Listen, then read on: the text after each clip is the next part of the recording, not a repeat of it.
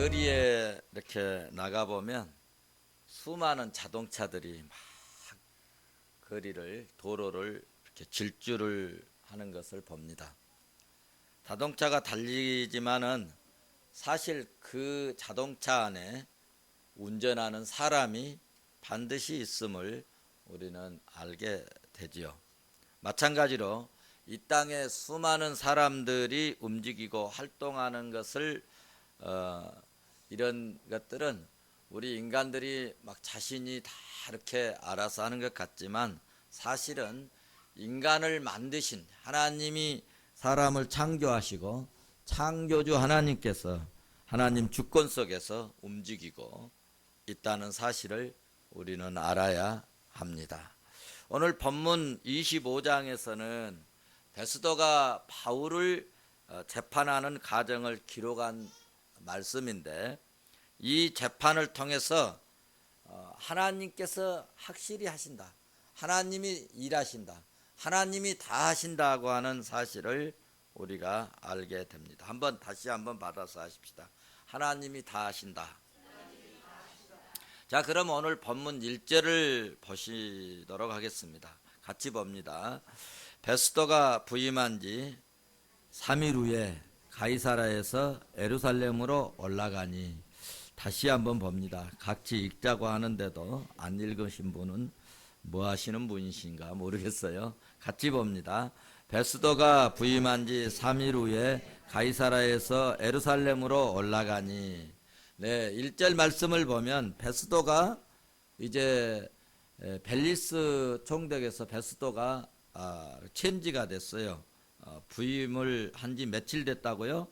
3일 만에. 네, 3일 만에 이 3일이 돼가지고 그러니까 이 베스도는 상당히 부지런한 것 같습니다.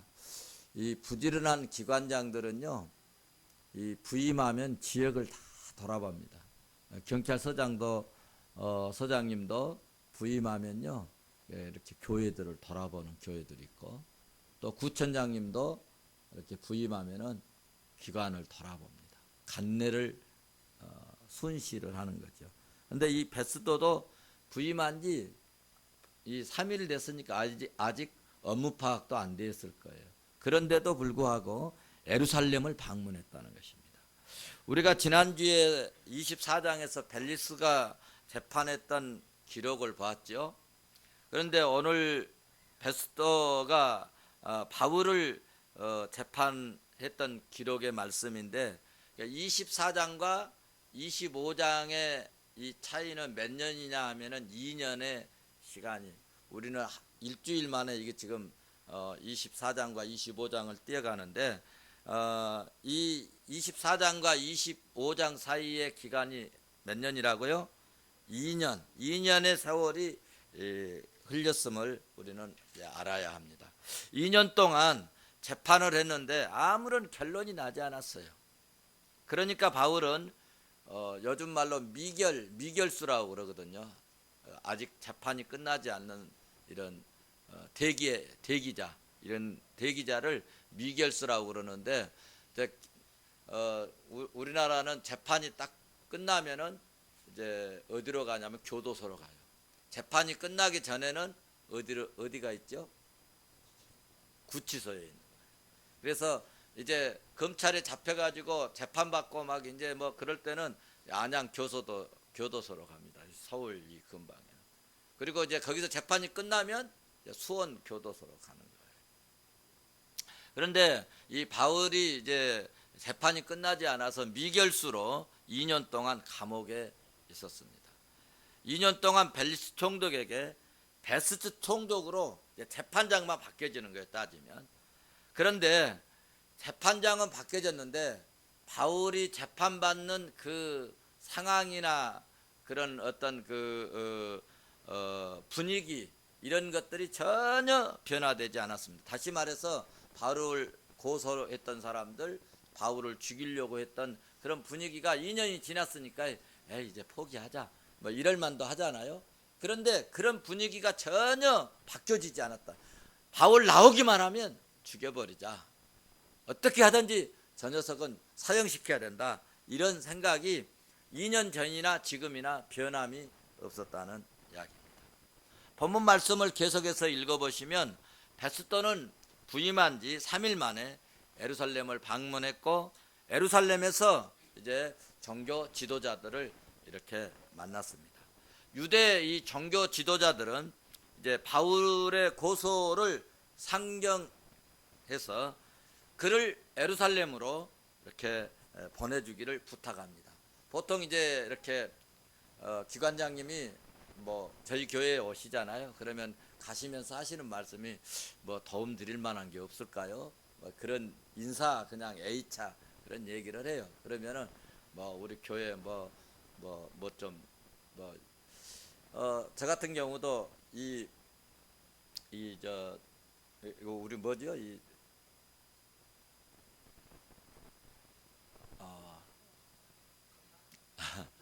옆에 뭐죠? 저기 하수도 나가는 거. 네? 펌프장. 아이 참. 펌프장 옆에 쫙 지금 뭐가 있어요? 국기 세워졌잖아요. 국기. 이 국기 세워지는 이것도 다 여러분 그냥 세워진 게 아니에요. 나무 동네는 안 세워져요. 여기만 세워졌겠어요. 여러분 잘 모르시잖아요. 그렇죠? 그래서 의장님께 말씀드리고 뭐 우리 교회 주변에 이렇게 좀 깨끗하게 해줬으면 좋겠다. 그래서 이게 세워진 거예요. 저 비용이요 꽤 많이 들었어요. 22억 얼마인가 들었어요. 우리 저렇게 생겼어도. 얼마나 감사해요. 그러니까 누구 택시 타고 올 때 거기 국기 많이 세워진데 거기서 내리면 돼. 그렇게 하면 돼요, 여러분. 아셨죠? 이렇게 뭐 기관장님들이 오시면 뭐 더울 일이 없으십니까? 이렇게 하면은 이제 뭐 이렇게 뭐 지역에 이렇게 좀 해줬으면 좋겠습니다. 이렇게 해줬으면 좋겠습니다. 그런 얘기들을 이렇게 합니다. 그런데 이 베스도가 유대 지도자를 종교 지도자를 딱 만났는데 지도자들이 하는 얘기가 뭐냐면은 다른 것은 소용없고 바울을 좀 재판을 받게 해야 되는데 이 사람 처벌을 시켜야 되겠는데 예루살렘으로 좀 와서 재판을 받게 해달라는 거예요. 예루살렘으로 와서. 이 부탁의 이면에 뭐가 있었을까 하면 3절을 보시면 그 기록에 나타났습니다. 우리 3절 한번 같이 보실까요? 시작. 베스도의 호의로 바울을 예루살렘으로 옮기기를 청하니 이는 길에 매복하였다가 그를 죽이고자 함이라라. 아멘. 베스도의 호의, 당신들이 정말 우리들에게 호의를 베풀려면은 바울을 어디로 옮겨달라는 거예요? 예루살렘으로 옮겨달라는 거예요. 그 이면의 내용은 뭐냐? 매복했다가 그를 죽여버리겠다. 그런 마음의 계획을 가지고 제발 당신이 우리들을 좀 생각하고 좀 도와주려면은 바울을 예루살렘으로 와서 재판받게 해달라. 그런 이야기입니다. 그렇습니다. 이 부탁의 이면에는 예루살렘에서 오는 길에 매복했다가 그를 죽이려고 했다고 하는 저희가 그 속에 깔려 있음을 알아야 합니다. 그러니까 여러분 이단이나 또 사상에 안 좋은 사람들이나 뭐 좀 이상한 그런 사상을 가진 사람들은요 처음에 절대로 나 이러려고 내가 뭐 한다 그렇게 절대로 말하지 않습니다. 다 좋은 것 같아요. 여기도 베스도한테 부탁할 때 당신이 정말 우리 생각하고 그런다면 호의를 베풀어 주시는데 막 유혹을 하는 거예요. 이단들이 처음부터 이단에 탁 뿔을 내 가지고 하면은 넘어갈 사람이 없죠. 우리 사회에는 이 악한 이런 이 종류의 세력들이 상당히 많이 있습니다. 우리는 믿음의 눈으로 그것을 꿰뚫어 봐야 됩니다. 이렇게 베스도는 유대 지도자를 청을 즉각적으로 이제 듣고 수용해 준 게 아니라 승낙하지 않고 고소자들을 대동하여서 가이사라에서 재판을 열게 되었음을 오늘 본문 5절에서 6절에 말씀을 하고 있습니다. 여기서 베스도는 바울이 무죄하다는 사실을 알게 되었지만은 유대인으로부터 한심을 사기 위해서 바울에게 예루살렘으로 내려가기를 본문 9절에서 종용을 합니다. 야, 너 여기서 재판받지 말고 예루살렘에 가서 내가 그때 거기 가서 재판할 테니까 예루살렘으로 갈래? 가거라. 지금 그렇게 9절의 말씀, 9절 한번 봐보실까요? 9절 같이 한번 보십니다. 시작. 베스도가 유대인들의 마음을 얻고자 하여 바울더러 묻되 네가 예루살렘에 올라가서 이 사건에 대하여 내 앞에서 신문을 받으려느냐? 네. 여러분, 왜 예루살렘으로 데려가는지 유대인의 모든 계략을 바울이 알고 있어요? 모르고 있어요? 다 알고 있어요. 다 알고 있기 때문에 여기에 내가 예루살렘으로 가서 재판받겠습니다. 그렇게 말하겠습니까? 이를 강하게 거절하고 그리고 가이사에게 상소하겠다고 13절에서 22절까지 그렇게 말씀을 하고 있습니다. 이런 모든 점들을 우리가 감안해 볼 때 베스도는 10여일 동안에 짧은 기간임에도 불구하고 이 바울의 고소 사건과 여러 가지 일 중 성결해야 할 문제를 정확히 파악한 뛰어난 총독이었음을 우리가 알 수 있는데요. 우리가 오늘 본문의 이 재판 과정에 기록된 말씀을 통해서 성도들을 핍박하고 주의 종을 핍박하는 이 악의 세력이 매우 집요하고 믿는 성도들을 파멸시키기 위해서는 수단과 방법을 가지지 않는다는 사실을 여러분 배우게 됩니다. 우리 믿음의 사람들은요, 교회는요, 정말 정직하게 얘기하려고 합니다. 그리고 깨끗하고 사실을 얘기하려고 하고 그리고 있는 건 얘기하고, 그런데 이 악의 무리들은 뭔가 막 조작을 하는 거예요. 음모를 꾸미고 거짓을 만들고, 그러니까 더 멋있어 보입니다. 다시 오늘 본문 말씀을 살펴보시면 바울을 죽이고자 했던 사람들은 2년이 지난 후에도 변하지 않았습니다. 2년 동안 바울을 꼭 죽이고 싶어 했습니다. 유대인들은 총독이 바뀐 것을 계기로 해가지고 다시 한번 바울을 가이사라에서 예루살렘으로 이송시키고자 했습니다. 왜냐하면 그들은 재판의 목적이 아니라 가이사라에서 예루살렘까지가 약 어느 정도 거리냐면 110km 정도 거리가 돼요. 우리나라로 말하면 뭐 여기서 한 대전 정도 뭐 된다고 할까요? 그런 거리니까 가는 동안에 죽여버리겠다 이거죠. 재판 필요 없다 이거죠. 이렇게 이제 매복했다가 바울을 죽이고자 했던 사실을 2절에서 다 드러나 있지 않습니까? 여기서 이제 베스도는 유대인의 한심을 사려고 가능하면 유대인의 의견을 들여주려고 합니다. 그래서 베스도는 유대인들에게 기회를 주었어요. 4절 5절 말씀에 보면은 무슨 말씀이냐면 너희 중에 똑똑하고 유력한 자는 나와 같이, 그러면 같이 예루살렘에 가서 다시 한번 바울에 대해서 내가 송사를 해라. 너희들이 송사를 해라. 그래서 문제가 있으면 그를 즉시 예루살렘으로 후송시키겠다. 그러니까 다시 그 재심을 해주는 거예요. 오늘 우리나라로 말하면 재수사를 해주는 거예요. 여러분, 한번 수사가 끝나면은 끝입니다. 근데 재수사를 하는 것은 매우 어려운 거예요. 검찰에서도 뭐 우리 뭐 국회에서도 뭐 누구 뭐 이렇게 재판이 끝나잖아요. 그러면 뭐 그 형량이 남니 넘니 해가지고 뭐 다시 수사해라 뭐 해라 그래도 수사 않잖아요. 그런데 큰 이슈가 돼가지고 막 이게 뭔가 정말 정황이 막 다시 뭐가 드러나고 그러면은 검찰이 할 수 없이 다시 재수사를 하는 거예요.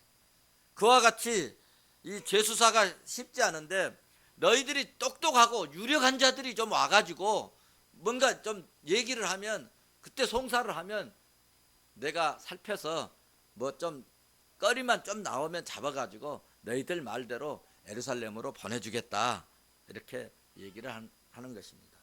그런데 중요한 것은 바울이 무슨 범죄 사실이 없기 때문에 송사할 만한 실제적인 증거와 내용이 전혀 없었다고 하는 사실입니다. 아무리 걸고 넘어지려고 해도 딱히 꼬투리 잡을 만한 이만큼도 꼬투리 잡힐 만한 것이 없다는 것입니다. 요즘도 이 사회에서 교회에 대해서 많이 비판을 하고 또 때로는 목회자들 막 비판을 합니다. 그런데 만약에 교회가 말이죠, 실제적으로 혹은 목회자들이 세상 사람들이 무슨 흠이나 뭐가 있으면요 정말 난리 나버릴 겁니다.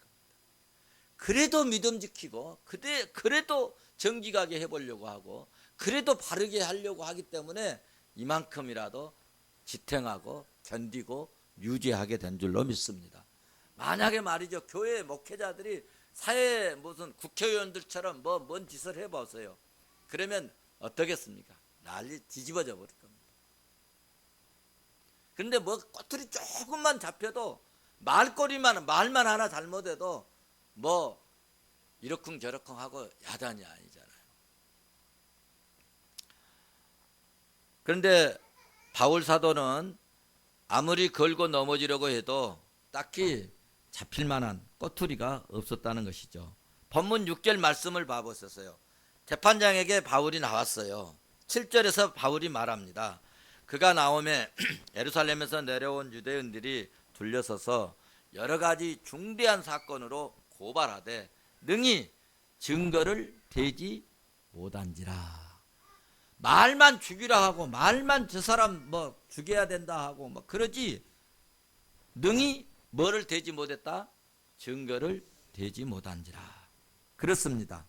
유대인들의 율법적인 관점에서도 로마 법에 의해서도 가이사랴에게 잘못한 것이 바울에게는 없기 때문에 바울을 송사할 수 없어서 예루살렘으로 보낼 수가 없었다는 것입니다. 또 바울이 또 보통 사람이 아니죠. 세상 학문을 통달했고 나름대로 논리가 어느 누구보다도 뛰어난 그런 사람 아닙니까? 그래서 바울이 말을 합니다. 10절을 봐보십시오. 내가 유대인들에게 불우한 일을 행한 일이 없다. 11절에서 만일 내가 불우한 그런 일을 행하여서 무슨 죽을 죄를 지었으면 나 죽기를 사양하지 아니할 것이다. 만일 이 사람들이 나를 고발하는 것이 다 사실이 아니면 아무도 누구도 나를 그들에게 내줄 수 없나이다. 내가 만약에 내주면 그런다고 하면 가이사랴에게 상수하노라.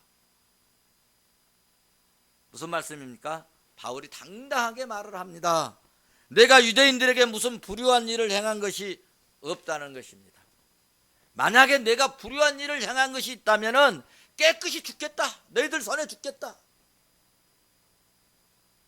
그러나 저 사람들의 고발이 사실이 아니라면 나를 저 사람들의 말대로 하면 안 되고 만약에 나를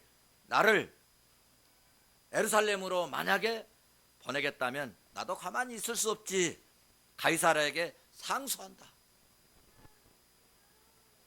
성도 여러분, 오늘날 악한 영들은 주의 종들이나 그리고 주의 일을 열심히 하는 그런 일꾼들을 미워하기도 하고 괴롭게 하기도 합니다. 잘못한 것이 없고 바울처럼 불의한 그런 일, 불의한 그런 행위를 행한 것이 없는데도 미워하고 괜히 핍박하고 그럴 때도 있습니다. 그러나 우리 성도들은 결코 두려워할 것이 없습니다. 하나님은 반드시 믿는 자에게 이김을 주시고 믿는 자에게 복을 주시는 하나님이신 것을 믿으시기를 바랍니다. 꼭 기억할 것은 악의 세력은 반드시 망합니다, 여러분. 역사가 증명하고 있고 성경이 그것을 알려주고 있습니다. 악의 세력은 반드시 망하고 하나님의 저주를 결코 여러분 피할 수가 없습니다. 이사야서 15장 9절 말씀을 참고하시기를 바랍니다. 세상 어떤 곳으로 가서 피하고 숨으려고 해도 하나님의 사자가 반드시 끝까지 추적하여서 잡는다는 이야기입니다. 여러분, 이 세상에 하나님을 대적하고 하나님의 말씀을 거부하고 하나님의 일을 가로막는 세력이 하나님이 심판하실 때 그때 피할 것은 아무것도 없다는 것입니다. 여러분, 이 세상에 가장 안전한 곳이 있는데 그것은 예수 품인 줄로 믿습니다. 자, 그러면 결론적으로 베스도의 판결문을 보고 말씀을 맺도록 하겠습니다. 본문 12절 말씀을 봅니다. 같이 봅니다. 베스도가 배삭자들과 상의하고 이르되 네가 가이사라에게 상소하였으니 가이사에게 갈 것이라 하니라. 아멘. 재판 결과가 뭡니까? 네가 가이사에게 호소했으니 너는 가이사에게 가라. 이것이 오늘 판결문입니다. 자, 보십시오. 이제 2심의 재판이 끝났습니다. 유죄도 아니고 무죄도 아닌 결정을 2년이나 끌었습니다. 그리고 베스도에 의해서 재판의 결론이 났는데 유죄도 무죄도 아닙니다. 재판의 자리만 옮겨졌습니다. 그러므로 이제 더 이상 누구도 바울을 재판할 사법권이 없어져 버렸습니다. 유대인들도 불가능하고 베스도 황제도 이제는 재판할 권한이 없어졌습니다. 이제 사도 바울을 재판할 수 있는 권한은 누구냐? 가이사의 법정에서만 가능하게 되었습니다. 사랑하는 성도 여러분, 오늘 재판 과정의 기록을 보면서 생각해 볼 것은 베스도 황제가 정치적 부담을 가지면서 왜 이런 판결을, 왜 이런 결정을 내렸을까? 바울을 예루살렘으로 보내주는 것이 그 예루살렘의 유지들, 예루살렘의 종교 지도자들, 예루살렘을 통갈하는 그런 모든 사람들의 세력들이 간절히 바라는 청원인데 왜 자기가 보내면 보내는데 예루살렘으로 보내지 않고 바울이 원하는 대로 가이사라로 가라라고 판결을 했을까? 그 이유를 성경을 제가 2번, 3번 앞뒤로 읽어봐도 내용이 없습니다. 그런 이유가 없어요. 그러면 왜 베스도가 정치적으로 더 완전한 위치를 차지하기 위해서 이들의 말을 들어줬어야 되는데 결국은 누구의 말을 들어줬습니까? 사도 바울의 말을 들어줬습니다. 왜 베스도가 이런 결정을 하게 되었는지 여러분, 성경에서 여러분은 찾을 수가 없습니다. 베스도가 유대인들을 위해서 재판을 열었는데 신비하게도 유대인들을 위한 재판이 아니라 바울이 원하는 판결을 했습니다. 왜 그랬는지 기록이 있다 없다? 없습니다. 베스도 자신도 왜 그런지 모를 것입니다. 그런데 여러분, 베스도가 이렇게 판결한 것은 하나님의 절대적인 섭리인 줄로 믿습니다. 하나님이 하신 것입니다. 저는 결론을, 그래서 말씀을 읽다가 제가 설교 제목을 그래, 하나님이 하신다. 하나님이 하신다. 성령이 베스도의 마음을 주장하는 것이 틀림이 없고 그러므로 모든 것이 하나님의 은혜인 줄로 믿습니다. 우리가 하나님 말씀 따라 성령에 감동되어 일하면, 주의 일하면, 하나님의 일하면, 주의 몸된 핏불에 세운 교회를 위해서 일하면 하나님이 다 역사하신 줄로 믿습니다. 다니엘이 산의 진미의 음식을 거절했습니다. 요즘 우리 한국에 문제가 나오는 할랄 식품 이런 거 안 먹었다 그 말입니다. 때려 죽인다 해도 안 먹었어요. 너 죽인다 해도 안 먹었어요. 사자굴 속에 던진다 해도 안 먹었어요. 사자굴 속에 던졌습니다. 사람들의 미움을 받았어요. 여러분, 교회에서도요, 좀 바른 소리 하고 좀 의로운 소리 하면 어쩔 때는 막 좀 왜 저렇게 찌르는 소리를 할까, 그렇게 얘기를 할 수도 있습니다.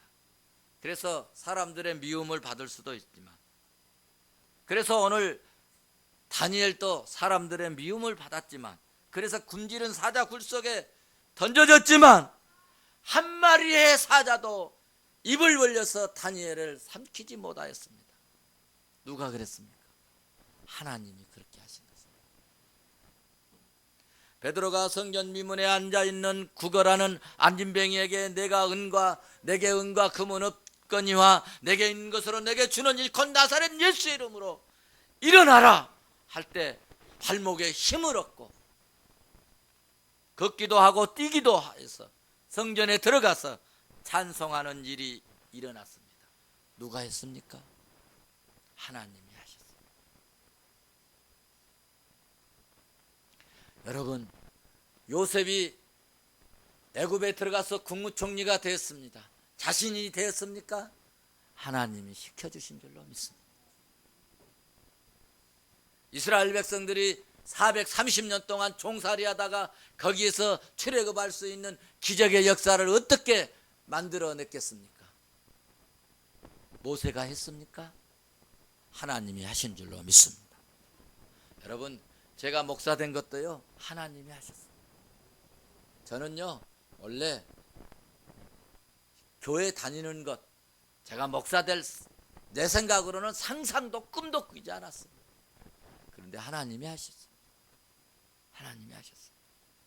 사랑하는 성도 여러분, 오늘 본문의 사건을 통해서 믿음의 좋은 결단이 있으시기를 바랍니다. 지혜 있는 사람은, 하나님이 복 주실 자는, 하나님이 은혜 주실 자는 마음의 감동이 말씀을 듣고 생겨지는 줄로 믿습니다. 지금 당장 눈에 보이는 것에 인생을 낭비하지 마시고, 보이지 않지만은 신령하고 영원한 것, 영원하고 신령한 것, 영적인 것, 영적인 그런 복된 삶을 선택하시면 그 다음에는 하나님이 다 하실 줄로 믿습니다. 나의 생애, 나의 인생, 나의 가정, 나의 자녀들 하나님이 다 해주시는 그런 축복이 있으시기를 주의 이름으로 축원합니다. 축원합니다. 기도하시기